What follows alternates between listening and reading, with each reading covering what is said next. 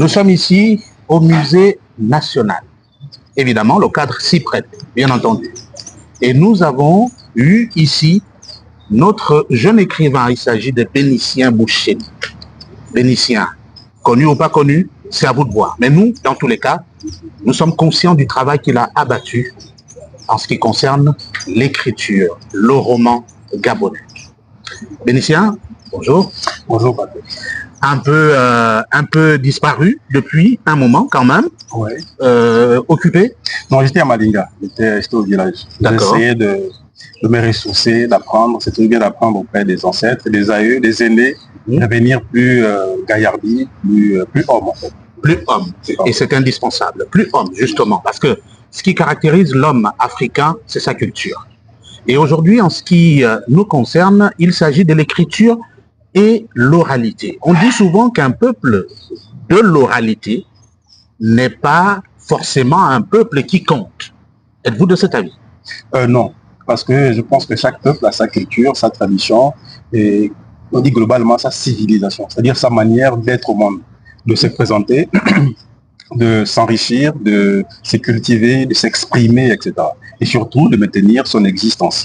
Or, les peuples africains sont considérés comme les peuples de l'oralité, parce que l'écriture, certains peuples, parce que chez les Camerounais, par exemple, l'écriture Medouma, je pense, donc chez eux, il y avait une certaine écriture, chez les Égyptiens également, contrairement, par exemple, le peuple du Sud-Sud, c'est-à-dire au Gabon, au Congo, etc., où on découvre l'écriture avec l'avènement de la colonisation. Mais avant les colons, nous avions des histoires à raconter. Nous avons un passé qu'on passait de génération en génération. Donc, cette mémoire-là qu'on entretenait par l'oralité.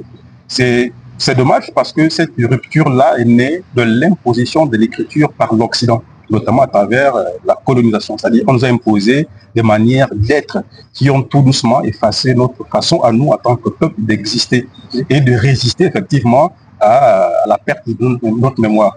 Cette assertion s'affirme comme une réalité parce que les espaces où on cultivait, où on entretenait cette mémoire-là, donc l'oralité, ont disparu. C'était le corps de garde à l'époque, c'était la cuisine, c'était des espaces sacrés. Pour nous, c'était sacré parce que c'était aussi les contes au bord du feu, où on racontait la généalogie, on racontait les épopées et autres. Or, le fait qu'on ait détruit ces espaces-là par le fait de l'exode, parce qu'on ne va plus au village, donc les villages sont en train de s'étioler au profit de la ville, on cherche le travail, etc. Et donc, il y a une sorte de rupture.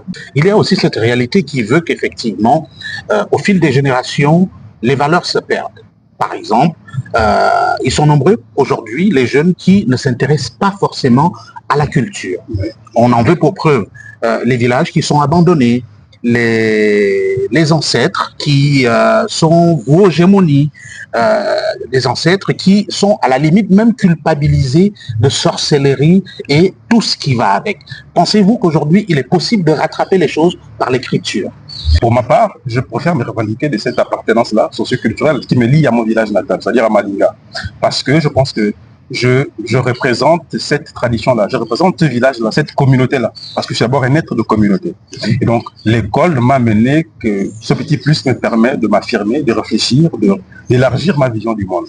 Et c'est pareil, donc je parle bien d'éducation. C'est-à-dire quand on a été éduqué à devenir homme, à s'affirmer par des mécanismes à la fois traditionnels et modernes, parce que nous parlons une langue qui n'est pas la nôtre, c'est aussi ça la modernité, mais on se rend compte qu'on ne peut pas oublier d'où nous venons. On ne peut pas rompre le fameux lien culturel, etc. Mais ça s'apprend depuis le village. Chez les femmes, au Gabon, chaque vacances, nous avons au village.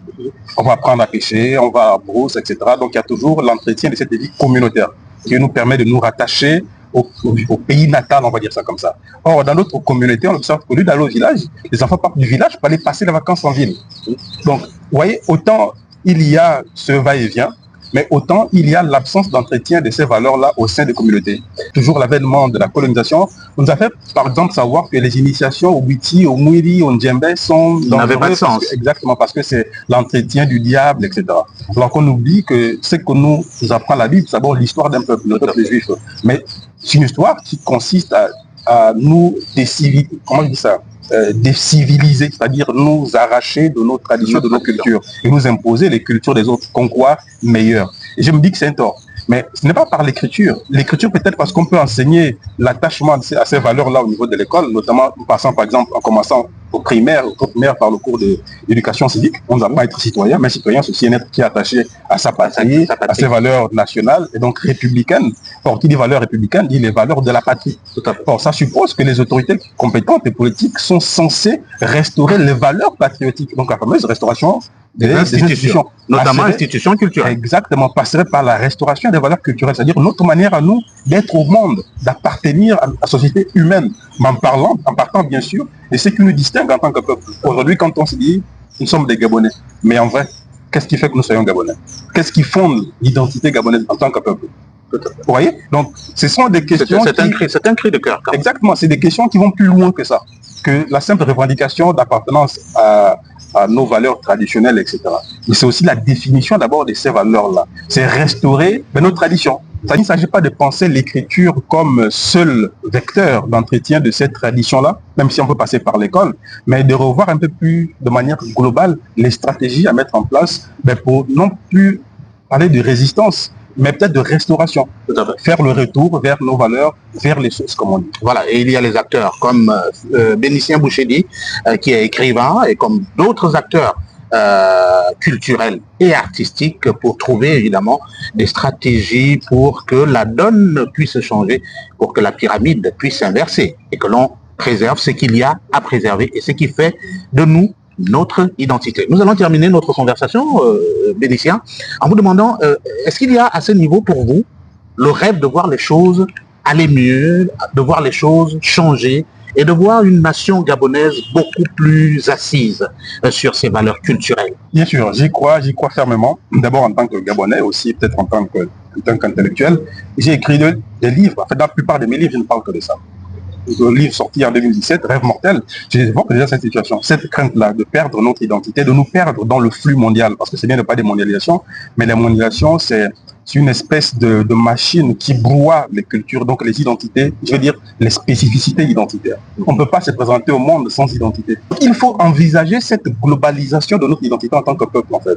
Il faut penser les stratégies. Comment faire? Mais le ministère de l'Éducation nationale peut envisager, par exemple, de se dire chaque vacances, on prend les meilleurs élèves de telle province qui ont passé des vacances, donc une colonie de vacances de telle autre province, etc. Voilà. C'est des idées. Faire des caravanes touristiques ne suffit pas, mais il faut peut-être faire des caravanes culturelles. Bien, des caravanes culturelles, c'est-à-dire prendre des enfants qui appartiennent à une famille, pour nous, de Mouila ou de Tibanga, c'est souvent d'aller passer des vacances dans une famille fan à Oyem, et sans parents. Donc vous allez apprendre à pêcher, apprendre comment on dit ceci en langue, etc., etc. Et après, on fait sillonner dans diverses provinces. Ce sont des stratégies, en fait, qui peuvent participer à la construction de notre fameuse identité nationale, identité qu'on n'a pas. Parce que je ne cesse de le dire, nous sommes encore loin d'être appelés peuple. Parce que nous n'avons, comme disait Pierre Calva Kenenge, nous ne chantons pas encore la même chanson. Nous ne dansons pas le même pas. Nous n'avons pas encore la même histoire. Peut-être qu'il faut la construire, cette histoire. Il faut la concevoir. Mais ça passe par la conception des utopies. Et donc, la foi a un avenir qui consiste à fédérer autour des valeurs, à construire. C'est ce qu'on laissera demain aux enfants. Voilà. Appelons ça le rêve de Bénicien Bouchedi, écrivain gabonais. À bientôt. À très bientôt.